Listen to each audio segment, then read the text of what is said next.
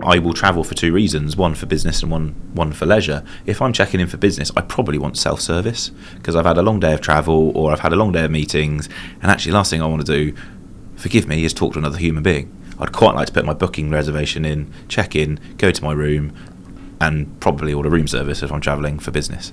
But if I'm travelling for leisure, I'm more relaxed. It is my time. I want to talk to somebody at reception. I want to know when I can go to the bar. I want to know if there's a pool. I want to know those bits of information. Absolutely. And while self-checking is the physical variant of that, bringing it back to our conversation, and I'm going to bring it up now, AI and how CX and AI can work together, you can mirror that within your phone system platform. 100%. You can have those FAQs available to be answered by a bot or an agent or an AI assistant, whatever you want to call them. Virtual agent. Yeah. Wow, I thought we were going to make it an entire webinar today without mentioning We've done well. You can't avoid it, but you can have those physical experiences and you can make them virtual and you can put them into your voice world. And again, it's not driving your customers down the avenue of, if you phone us, you talk to a virtual assistant.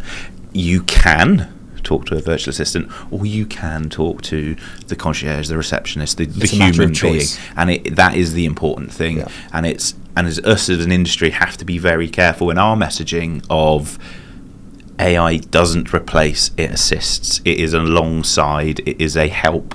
That's it for this episode of Straight Talking by Focus on Hospitality.